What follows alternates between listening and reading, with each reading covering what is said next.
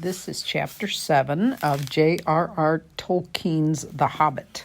It's called Queer Lodgings, and I am Terry Bibo Knight, your reader. The next morning, Bilbo woke up with the early sun in his eyes. He jumped up to look at the time and to go and put his kettle on, and found he was not home at all.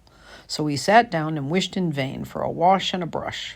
He did not get either, nor tea, nor toast, nor bacon for his breakfast, only cold mutton and rabbit, and after that he had to get ready for a fresh start.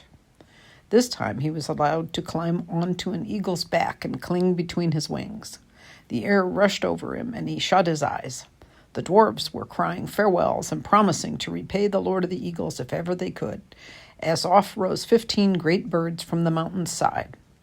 The sun was still close to the eastern edge of things. The morning was cool, and mists were in the valleys and hollows, and twined here and there about the peaks and pinnacles of the hills. Bilbo opened an eye to peep, and saw that the birds were already high up, and the world was far away, and the mountains were falling back behind them into the distance. He shut his eyes again and held on tighter. "Don't pinch," said the eagle. "You need not be frightened like a rabbit, even if you look rather like one. It is a fair morning with little wind. What is finer than flying?" Bilbo would have liked to say, "A warm bath and a late breakfast on the lawn afterwards," but he thought it better to say nothing at all and let go his clutch just a tiny bit. After a good while, the eagles must have seen the point they were making for, even from their great height, for they began to go down, circling round in great spirals. They did this for a long while, and at last the hobbit opened his eyes and saw the earth was much nearer, and below them were trees that looked like oaks and elms and wide grasslands, and a river running through it all. But cropping out of the ground, right in the path of the stream, which looped itself about it, was a great rock, almost a hill of stone, like a last outpost of the distant mountains, or a huge piece cast miles into the plain by some giant among giants. Quickly now to the top of this rock the eagles swooped one by one and set down their passengers. "Farewell," they cried, "wherever you fare, till your eyries receive you at the journey's end." That's the polite thing to say among eagles. "May the wind under your wings bear you where the sun sails and the moon walks," answered Gandalf, who knew the correct reply.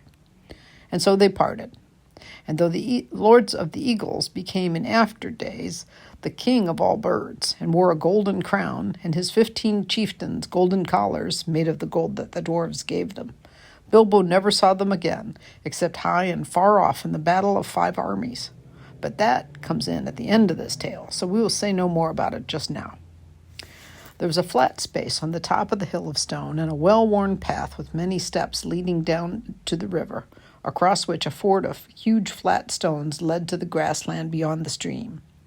There was a little cave, a wholesome one with a pebbly floor, at the foot of the steps, and near the end of the stony ford. Here the party gathered and discussed what was to be done. "I always meant to see you all safe, if possible, over the mountains," said the wizard, "and now, by good management and good luck, I have done it. Indeed, we are now a good deal further east than I ever meant to come with you, for after all this is not my adventure. I may look in on it again before it is all over, but in the meantime I have some other pressing business to attend to." The dwarves groaned and looked most distressed, and Bilbo wept. They'd begun to think Gandalf was going to come all the way and would always be there to help them out of difficulties. "I'm not going to disappear this very instant," said he. "I can give you a day or 2 more. Probably I can help you out of your present plight, and I need a little help myself. We have no food, and no baggage, and no ponies to ride, and you don't know where you are. Now I can tell you that. You're still some miles north of the path which we should have been following if we had not left the mountain pass in a hurry. Very few people live in these parts unless they've come here since I was last down this way, which is some years ago. But there is somebody that I know of who lives not far away. That somebody made the steps up on the great rock, the Carrock, I believe he calls it. He does not come here often, certainly not in the daytime, and it's no good waiting for him. In fact, it would be very dangerous. We must go and find him, and if all goes well at our meeting, I think I shall be off, and wish you, like the eagles, farewell wherever you fare." They begged him not to leave them. They offered him dragon gold and silver and jewels, but he would not change his mind. We shall see, he said, and I think I've already earned some of your dragon gold when you have got it. After that they stopped pleading. Then they took off their clothes and bathed in the river, which was shallow and clear and stony at the ford. When they had dried in the sun, which was now strong and warm, they were refreshed, if still sore and a little hungry. Soon they crossed the ford, carrying the Hobbit, and then began to march through the long green grass and down the lines of wide-armed oaks and the tall elms. "And why is it called the Carrock?" asked Bilbo as he went along at the wizard's side. "He called it the Carrock because Carrock is his word for it. He calls things like that Carrocks, and this one is the Carrock because it's the only one near his home, and he knows it well." "Who calls it? Who knows it?" "The somebody I spoke of, a very great person. You must all be very polite when I introduce you. I shall introduce you slowly, 2 by 2, I think, and you must be careful not to annoy him, or heaven knows what will happen. He can be appalling when he is angry, though he's kind enough if humored. Still, I warn you, he gets angry easily." The dwarves all gathered round when they heard the wizard talking like this to Bilbo. "Is that the person you are taking us to now?" they asked. "Couldn't you find someone more easy-tempered? Hadn't you better explain it all a bit clearer?" And so on. "Yes, it certainly is. No, I could not. And I was explaining very carefully," answered the wizard crossly. "If you must know more, his name is Beorn. He's very strong, and he's a skin changer." "What? A furrier? A man that calls rabbits conies when he doesn't turn their skins into squirrels?" asked Bilbo. "Good gracious heavens, no, no, no," said Gandalf. "Don't be a fool, Mr. Baggins, if you can help it. And in the name of all wonder, don't mention the word furrier again as long as you are within 100 miles of his house. Nor rug, cape, tippet, muff, or any other such unfortunate word. He is a skin changer. He changes his skin. Sometimes he's a huge black bear. Sometimes he is a great, strong, black-haired man with huge arms and a great beard. I cannot tell you much more, though that ought to be enough. Some say that he's a bear descended from the great and ancient bears of the mountains that lived there before the giants came. Others say that he's a man descended from the first men who lived before Smaug or the dragons came into the hills out of the north. I cannot say, though I fancy the last is the true tale. He's not the sort of person to ask questions of. At any rate, he is under no enchantment but his own. He lives in an oak wood and has a great wooden house, and as a man he keeps cattle and horses, which are nearly as marvelous as himself. They work for him and talk to him. He does not eat them, neither does he hunt or eat wild animals. He keeps hives and hives of great fierce bees and lives most on cream and honey. As a bear, he ranges far and wide. I once saw him sitting all alone on the top of the Carrock at night, watching the moon sinking toward the misty mountains, and I heard him growl in the tongue of bears. The day will come when they will perish, and I shall go back. That is why I believe he once came from the mountain himself." Bilbo and the dwarves had plenty to think about, and they asked no more questions. They still had a long way to walk before them. Up slope and down dale they plodded. It grew very hot. Sometimes they rested under the trees, and then Bilbo felt so hungry he would have eaten acorns if any had been ripe enough yet to have fallen to the ground. It was the middle of the afternoon before they noticed that great patches of flowers had begun to spring up, all the same kinds growing together as if they'd been planted. Especially there was clover, waving patches of coxcomb clover and purple clover, and wide stretches of short, white, sweet, honey-smelling clover. There was a buzzing and a whirring of droning in the air. Bees were busy everywhere, and such bees. Bilbo had never seen anything like them. If one was to sting me, he thought, I should swell up as big again as I am. They were bigger than hornets. The drones were bigger than your thumb, a good deal, and the bands of yellow on their deep black bodies shone like fiery gold. "We're getting near," said Gandalf. "We are on the edge of the bee pastures." After a while they came to a belt of tall and very ancient oaks, and beyond these to a high thorn hedge, through which you could neither see nor scramble. "You'd better wait here," said the wizard to the dwarves, "and when I call or whistle, begin to come after me. You will see the way I go, but only in pairs, mind, about 5 minutes between each pair of you. Bomber is the fattest, and will do for 2. He better come alone and last. Come on, Mr. Baggins. There's a gate somewhere round this way. And with that, he went off along the hedge, taking the frightened Hobbit with him. They soon came to a wooden gate, high and broad, beyond which they could see gardens and a cluster of low wooden buildings, some thatched and made of unshaped logs, barns, stables, sheds, and a long, low wooden house. Inside, on the southward side of the great hedge, were rows and rows of hives with bell-shaped tops made of straw. The noise of the giant bees flying to and fro, crawling in and out, filled the air. The Hobbit and the Wizard pushed open the heavy, creaking gate and went down a wide track towards the house. Some horses, very sleek and well-groomed, trotted up across the grass and looked at them intently with very intelligent faces. Then off they galloped to the buildings. "They've gone off to tell him of the arrival of strangers," said Gandalf. Soon they reached a courtyard, 3 walls of which were formed by the wooden house and its 2 long wings. In the middle there was lying a great oak trunk with many topped branches beside it. Standing near was a huge man with a thick beard and long hair, and great bare arms and legs with knotted muscles. He was clothed in a tunic of wool down to his knees, and was leaning on a large saw. The horses were standing by him with their noses at his shoulder. "Ah, here they are," he said to the horses. "They don't look dangerous. You can be off." He laughed a great rolling laugh, put down his axe, and came forward. "Who are you, and what do you want?" he asked gruffly, standing in front of them and towering tall above Gandalf. As for Bilbo, he could easily have trotted through his legs without ducking his head to mix the fringe of the man's brown tunic. "I am Gandalf," said the wizard. "Never heard of him," growled the man. "And what's this little fellow?" he said, busy stooping down to frown at the Hobbit with bushy black eyebrows. "That is Mr. Baggins, a Hobbit of good family and unimpeachable reputation," said Gandalf. Bilbo bowed. He had no hat to take off and was painfully conscious of his many missing buttons. "I am a wizard," continued Gandalf. "If you've not heard of me, perhaps you've heard of my cousin Radagast, who lives near the southern borders of Mirkwood."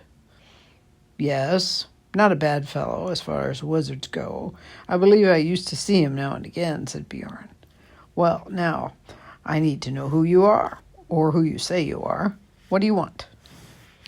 "To tell you the truth, we've lost our luggage and nearly lost our way, and are rather in need of help, or at least of advice. I may say that we've had a rather bad time with goblins in the mountains." "Goblins?" said the man less gruffly. "Oh, so you've been having trouble with them, have you? What did you go to near them for?" "We did not mean to. They surprised us at night in a pass which we had to cross. We were coming out of the lands over west into these countries. It is a long tale." "Then you'd better come inside and tell me some of it, if it won't take all day," said the man, leading his way through a dark door that opened out of the courtyard into the house. Following, they found themselves in a wide hall with the fireplace in the middle. Though it was summer, there was a wood fire burning, and the smoke was rising to the blackened rafters in search of the way out through an opening in the roof. They passed through this dim hall, lit only by the fire and the hole above it, and came through another, smaller door into a sort of veranda, propped on wooden posts made of single tree trunks. It faced south, and was still warm and filled with the light of the westering sun, which slanted into it and fell golden on the garden full of flowers that came right up to the steps.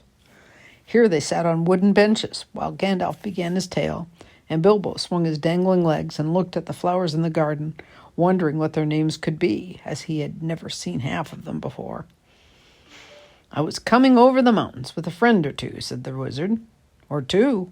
I only see one, and a little one at that," said Beorn. "Well, to tell you the truth, I did not like to bother you with a lot of us until I found out if you were busy. I will give a call if I may." "Go on, call away." So Gandalf gave a long, shrill whistle, and presently Thorin and Dori came round the house by the garden path and stood bowing low before them. "1 or 3, you mean, I see," said Beorn, But these aren't hobbits, they're dwarves. Thorin Oakenshield at your service. Dory at your service, said the two dwarves, bowing again. I don't need your service, thank you, said Beorn, but I expect you need mine. I am not over fond of dwarves, but if it is true you are Thorin, son of Thrain, son of Thror, I believe, and that your companion is respectable, and that you are enemies of goblins and are not up to any mischief in my lands, where are you up to, by the way? They're on their way to visit the land of their fathers, away east beyond Mirkwood, put in Gandalf. It is entirely an accident that we are in your hands at all. We were crossing by the high pass that should have brought us to the road that lies to the south of your country, when we were attacked by the evil goblins, as I was about to tell you. Go on, tell then, said Beorn, who was never very polite. There was a terrible storm. The stone giants were out hurling rocks, and at the head of the pass we took refuge in a cave. The Hobbit and I and several of our companions. You call two several? Well, no. As a matter of fact, there were more than two. Where are they? Killed, eaten, gone home? Well, no, they don't seem all to have calmed when I whistled. Shy, I expect. You see, we are very much afraid that we are rather a lot for you to entertain. Go on, whistle again. I'm in for a party, it seems, and one or two more won't make much difference, growled Beorn. Gandalf whistled again, but Nori and Ori were there almost before he had stopped, for if you remember, Gandalf had told them to come in pairs every 5 minutes. Hello, said Beorn. You came pretty quick. Where were you hiding? Come on, my jack-in-the-boxes. Nori at your service, Ori at, they began, but Beorn interrupted them. Thank you. When I want your help, I will ask for it. Sit down and let's get on with this tale, or it will be supper time before it is ended. As soon as we were asleep, went on Gandalf, a crack at the back of the cave opened. Goblins came out and grabbed the hobbit and the dwarves and our troop of ponies. Troop of ponies? What were you, a traveling circus? Or were you carrying lots of goods? Or do you always call 6 a troop? Oh, no. As a matter of fact, there were more than 6 ponies, for there were more than 6 of us. And, well, here are 2 more. Just at that moment, Balin and Dwalin appeared and bowed so low that their beards swept the stone floor. The big man was frowning at first, but they did their very best to be frightfully polite and kept on nodding and bending and bowing and waving their hoods before their knees, in proper dwarf fashion, till he stopped frowning and burst into a chuckling laugh. They looked so comical. Troop was right, he said, a fine comic one. Come in, my merry men, and what are your names? I don't want your service just now, only your names, and then sit down and stop wagging. Balin and Dwalin, they said, not daring to be offended, and sat flop on the floor, looking rather surprised. Now, go on again, said Beorn to the wizard. Where was I? Oh, yes, I was not grabbed. I killed a goblin or 2 with a flash. Good, growled Beorn. There's some good being a wizard then. And slipped inside the crack before it closed. I followed down into the main hall, which was crowded with goblins. The great goblin was there with 30 or 40 armed guards. I thought to myself, even if they were not all chained together, what can a dozen do against so many? A dozen? It's the first time I've heard 8 called a dozen. Or have you still got some more jacks that haven't yet come out of their boxes? Well, yes, there seem to be a couple more here now, Fili and Kili, I believe, said Gandalf, as these 2 now appeared and stood smiling and bowing. That's enough, said Beorn. Sit down and be quiet. Now, go on, Gandalf. So Gandalf went on with the tale until he came to the fight in the dark, the discovery of the lower gate, and their horror when they found that Mr. Baggins had been mislaid. We counted ourselves and found that there was no hobbit. There were only 14 of us left. 14? That's the first time I've heard one from 10 leave 14. You mean 9, or else you haven't told me yet all the names of your party. Well, of course you haven't seen Oin and Gloin yet, and bless me, here they are. I hope you will forgive them for bothering you. Oh, let 'em all come. Hurry up. Come along, you 2, and sit down. But look here, Gandalf. Even now we have only got yourself and 10 dwarves and the hobbit that was lost. That only makes 11, plus 1 mislaid, and not 14, unless wizards count differently than other people. But now, please, get on with the tale. Beorn did not show it more than he could help, but really he'd begun to get very interested. You see, in the old days, he'd known the very part of the mountains that Gandalf was describing. He nodded and he growled when he heard of the hobbits' reappearance, and of their scramble down the stone slide, and of the wolf ring in the woods. When Gandalf came to their climbing into the trees with the woods all underneath, he got up and strode about and muttered, "I wish I'd been there. I would have given them more than fireworks." "Well," said Gandalf, very glad to see his tale was making a good impression, "I did the best I could. There we were, with wolves going mad underneath us, and the forest beginning to blaze in places, when the goblins came down from the hills and discovered us. They yelled with delight and sang songs making fun of us. 15 birds and 5 fir trees." "Good heavens," growled Beorn, "don't pretend goblins can't count. They can. 12 isn't 15, and they know it. And so do I. There were Bifur and Bofur as well. I haven't ventured to introduce them before, but here they are." In came Bifur and Bofur. "And me," gasped Bombur, puffing up behind. He was fat and also angry at being left till last. He refused to wait 5 minutes and followed immediately after the other two. "Well, now there are 15 of you, and since goblins can count, I suppose that is all that were up the trees. Now perhaps we can finish this story without any more interruptions." Mr. Baggins saw then how clever Gandalf had been. The interruptions had really made Beorn more interested in the story, and the story had kept him from sending the dwarves off at once like suspicious beggars. He never invited people into his house if he could help it. He had very few friends, and they lived a good way away, and he never invited more than a couple of these to his house at a time. Now he had 15 strangers sitting on his porch. By the time the wizard had finished his tale, and had told of the eagle's rescue and of how they had all been brought to the Carrock, the sun had fallen behind the peaks of the misty mountains, and the shadows were long in Beorn's garden. "A very good tale," said he, "the best I have heard for a long while. If all beggars could tell such a good one, they might find me kinder. You may be making it all up, of course, but you deserve a supper for the story all the same. Let's have something to eat." "Yes, please," they said all together. "Thank you very much." Inside the hall, it was now quite dark. Beorn clapped his hands, and in trotted 4 beautiful white ponies and several large, long-bodied gray dogs. Beorn said something to them in a queer language, like animal noises turned into talk. They went out again and soon came back carrying torches in their mouths, which they lit at the fire and stuck in low brackets on the pillars of the wall about the central hearth. The dogs could stand on their hind legs when they wished and carry things with their forefeet. Quickly they got out boards and trestles from the side walls and set them up near the fire. Then a baa was heard, and in came some snow-white sheep, led by a large coal-black ram. One bore a white cloth embroidered at the edges with figures of animals. Others bore on their broad backs trays with bowls and platters and knives and wooden spoons, which the dogs took and quickly laid on the trestle tables. These were very low enough even for Bilbo to sit at comfortably. Beside them, a pony pushed 2 low-seated benches with wide rush bottoms and little short legs for Gandalf and Thorin, while at the far end he put Beorn's big black chair of the same sort, in which he sat with his great legs stuck far out under the table. These were all the chairs he had in his hall, and he probably had them low like the tables for the convenience of the wonderful animals that waited on him. What did the rest sit on? They were not forgotten. The other ponies came in, rolling round drum-shaped sections of logs, smoothed and polished, and low enough even for Bilbo, so soon they were all seated at Beorn's table, and the hall had not seen such a gathering for many a year. There they had a supper, or a dinner, such as they had not had since they left the last homely house in the west and said goodbye to Elrond. The light of the torches and the fire flickered about them, and on the table were 2 tall red beeswax candles.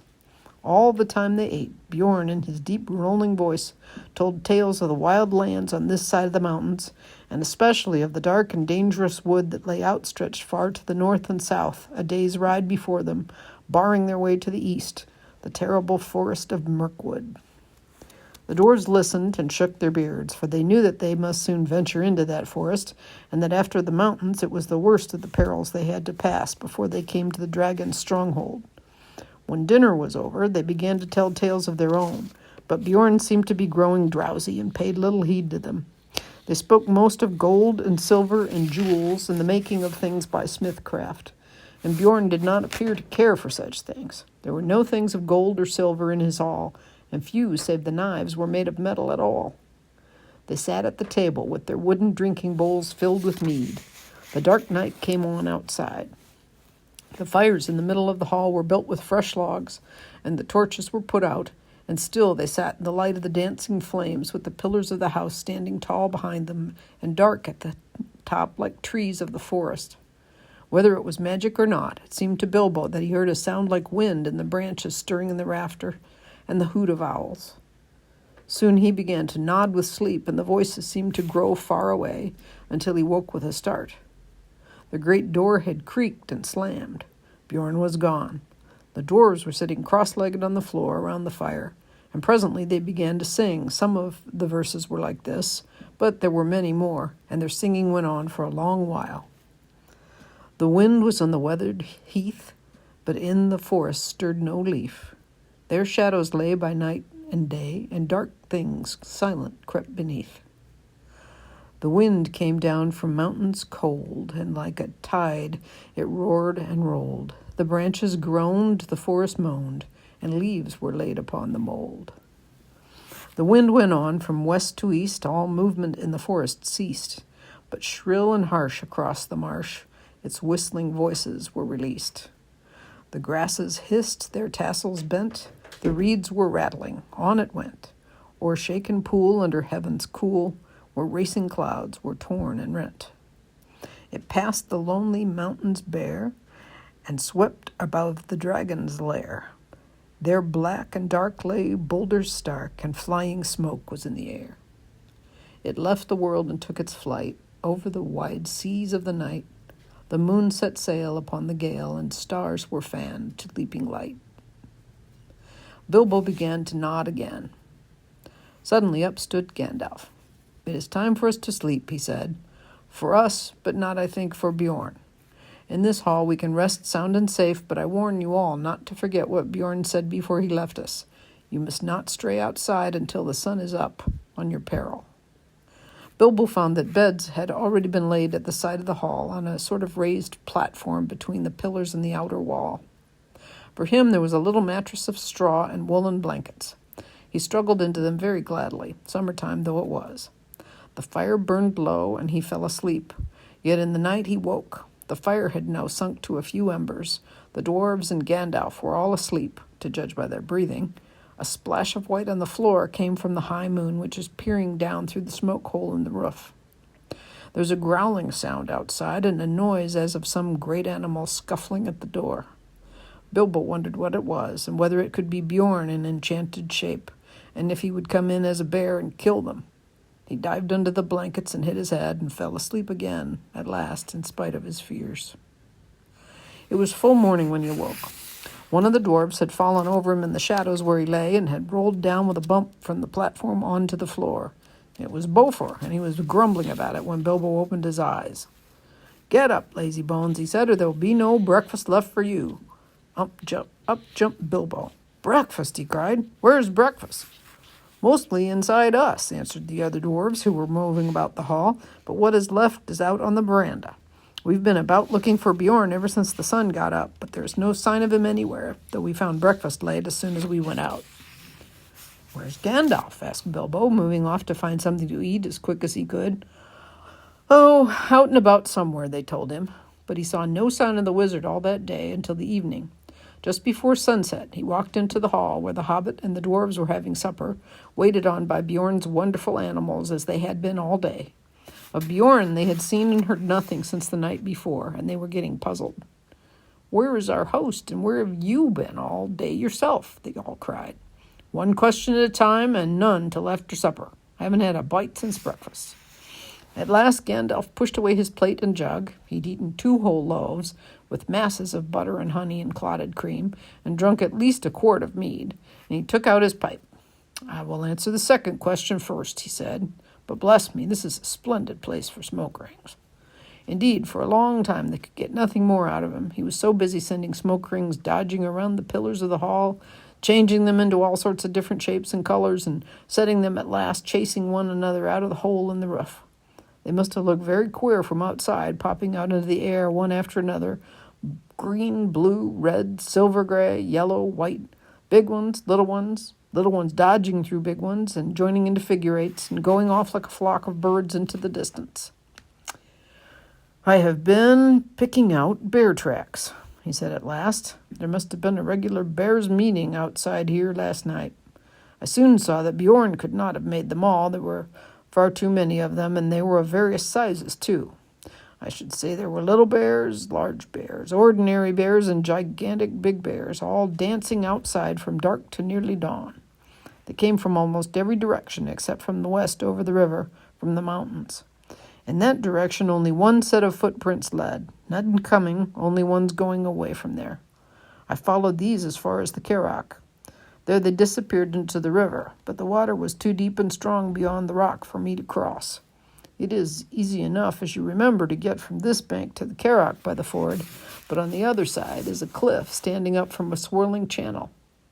I had to walk miles before I found a place where the river was wide and shallow enough for me to wade and swim, and then it was too late for me to follow them far.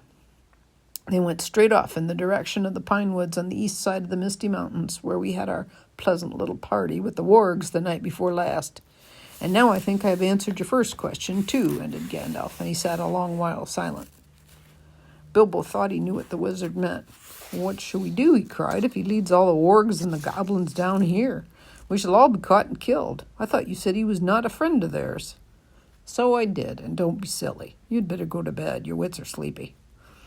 The Hobbit felt quite crushed, and as there seemed nothing else to do, he did go to bed, and while the dwarves were still singing songs, he dropped asleep, still puzzling his little head about Beorn, till he dreamed a dream of hundreds of black bears dancing slow, heavy dances round and round in the moonlight in the courtyard. Then he woke up when everyone else was asleep, and he heard the same scraping, scuffling, and growling as before. Next morning they were all wakened by Beorn himself. "So here you are all still," he said. He picked up the Hobbit and laughed. "Not eaten up by wargs or goblins or wicked bears yet, I see." And he poked Mr. Baggins' waistcoat most disrespectfully. "Little Bunny is getting nice and fat again on bread and honey," he chuckled. "Come and have some more." So they all went to breakfast with him. Beorn was most jolly for a change. Indeed, he seemed to be in a splendidly good humor, and set them all laughing with his funny stories. Nor did they have to wonder long where he had been or why he was so nice to them, for he told them himself. He had been over the river and right back up into the mountains, from which you can guess that he could travel quickly in bear shape. From the burnt wolf glade, he had soon found out that part of their story was true, but he had found more than that. He'd caught a warg and a goblin wandering in the woods. From these he had got news. The goblin patrols were still hunting with wargs for the dwarves, and they were fiercely angry because of the death of the great goblin, and also because of the burning of the chief wolf's nose and the death from the wizard's fire of many of his chief servants. So much they told him when he forced them, but he guessed there was more wickedness than this afoot, and that a great raid of the whole goblin army with their wolf allies into the lands shadowed by the mountains might soon be made to find the dwarves, or to take vengeance on the men and creatures that lived there, and who they thought must be sheltering them. "It was a good story, that of yours," said Beorn, "but I like it still better now I am sure it is true. You must forgive my not taking your word. If you lived near the edge of Mirkwood, you would take the word of no one that you did not know as well as your brother, or better. As it is, I can only say that I have hurried home as fast as I could to see that you were safe, and to offer you any help that I can. I shall think more kindly of dwarves after this. Killed the great goblin." "Killed the great goblin," he chuckled. "What did you do with the goblin and the warg?" asked Bilbo suddenly. "Come and see," said Beorn, and they followed round the house. A goblin's head was stuck outside the gate, and a warg skin was nailed to a tree just beyond. Beorn was a fierce enemy, but now he was their friend, and Gandalf thought it wise to tell him their whole story and the reason of their journey, so that they could get the most help he could offer. This is what he promised to do for them. He would provide ponies for each of them and a horse for Gandalf for their journey to the forest, and he would lade them with food to last them for weeks with care, packed so as to be easy as possible to carry, nuts, flour, sealed jars of dried fruits, and red earthenware pots of honey, twice-baked cakes that would keep good a long time, and on a little of which they could march far. The making of these was one of his secrets, but honey was in them, as in most of his foods, and they were good to eat, though they made one thirsty. Water, he said, they would not need to carry this side of the forest, for there were streams and springs along the road. But your way through Mirkwood is dark, dangerous, and difficult, he said. Water is not easy to find there, nor food. The time is not yet come for nuts, though it may be past and gone indeed before you get to the other side. And nuts are about all that grows in there fit for food. In there the wild things are dark, queer, and savage. I will provide you with skins for carrying water, and I will give you some bows and arrows. But I doubt very much whether anything you find in Mirkwood will be wholesome to eat or to drink. There is one stream there, I know, black and strong, which crosses the path, that you should neither drink of nor bathe in. For I have heard that it carries enchantments and a great drowsiness and forgetfulness. And in the dim shadows of that place I don't think you will shoot anything, wholesome or unwholesome, without straying from the path. That you must not do for any reason. That is all the advice I can give you. Beyond the edge of the forest I cannot help you much.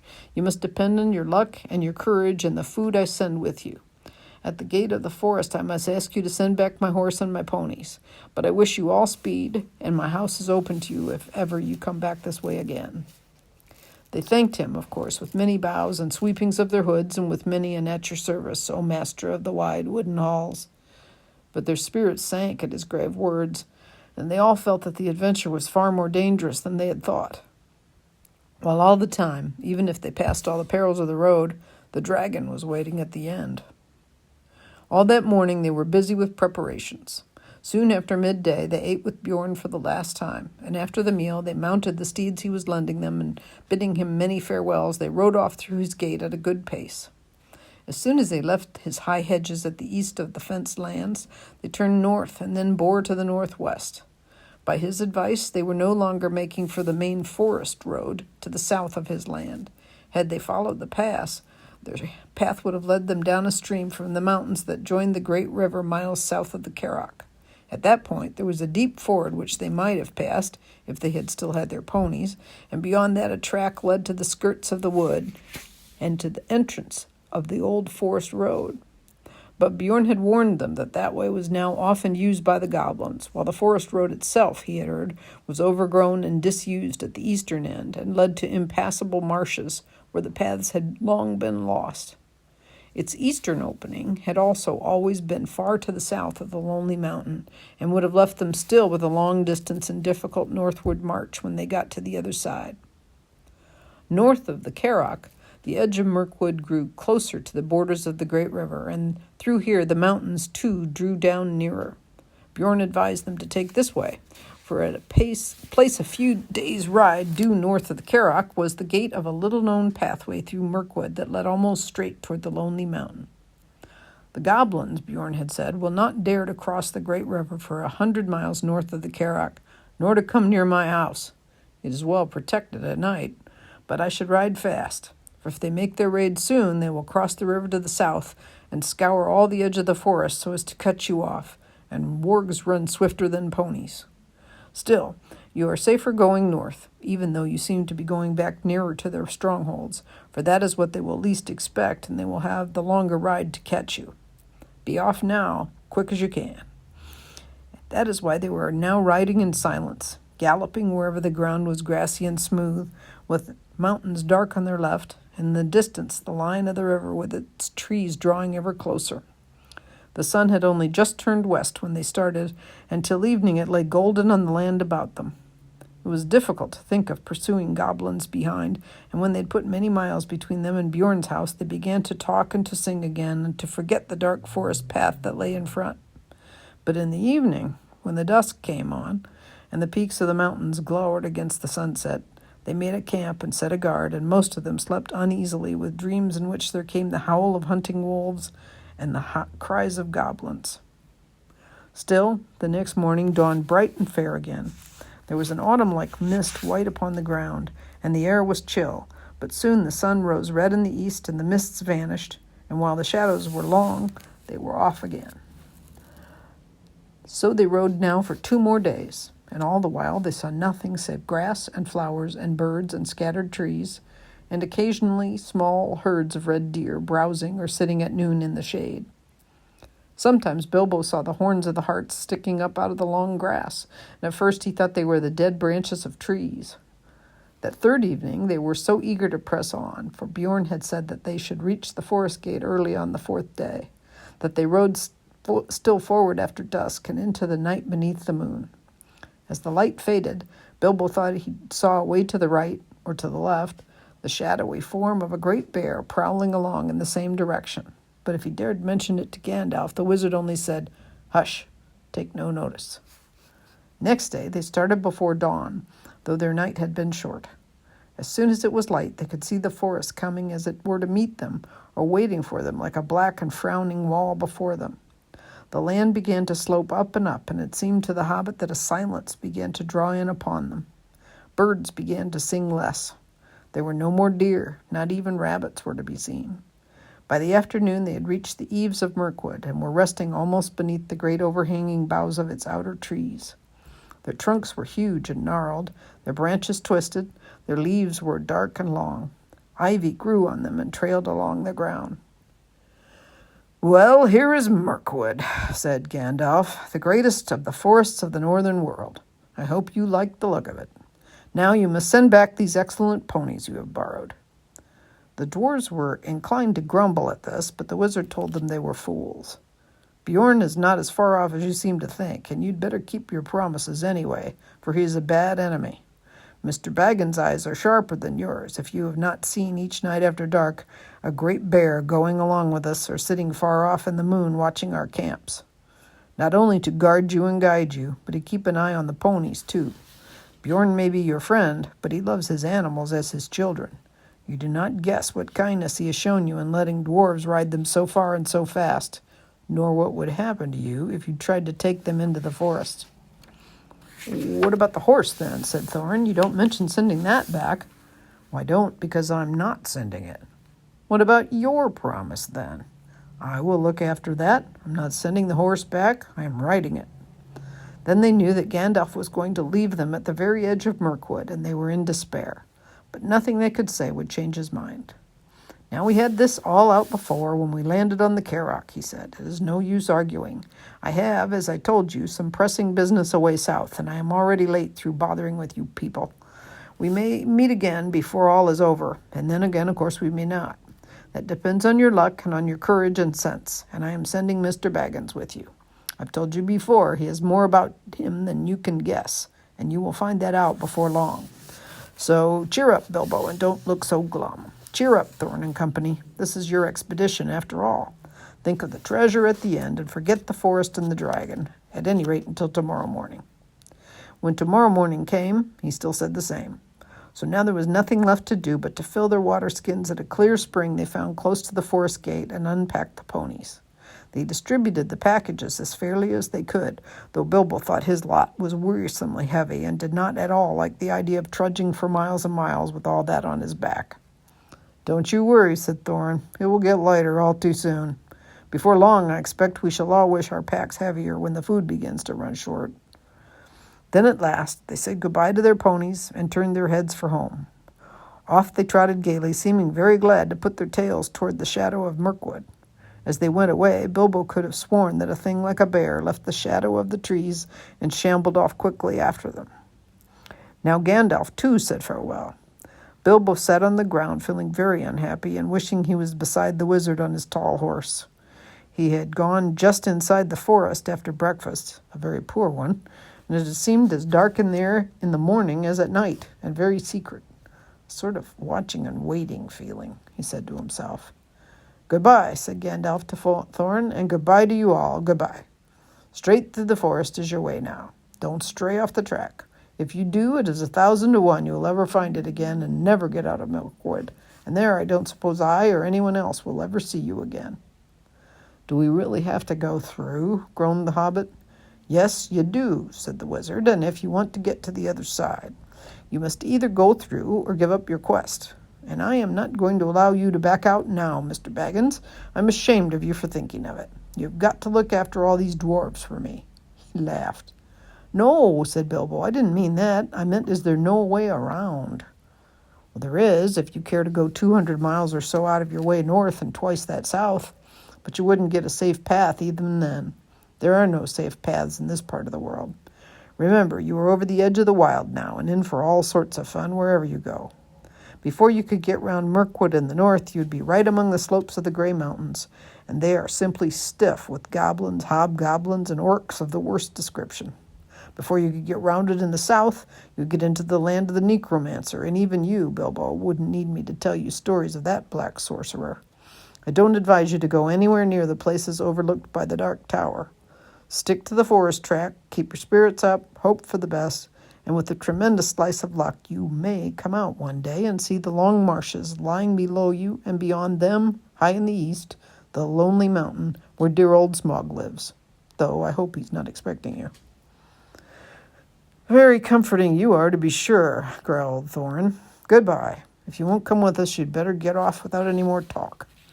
Goodbye, then, and really goodbye, said Gandalf, and he turned his horse and rode down into the west. But he could not resist the temptation to have the last word. Before he had passed quite out of hearing, he turned and put his hands to his mouth and called to them. They heard his voice come faintly. Goodbye.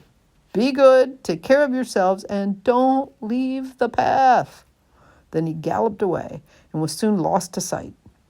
Oh, goodbye and go away, grunted the dwarves, all the more angry because they were really filled with dismay at losing him.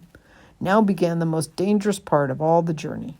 They each shouldered the heavy pack and the water skin which was their share, and turned from the light that lay on the lands outside and plunged into the forest. And that is the end of Chapter 7.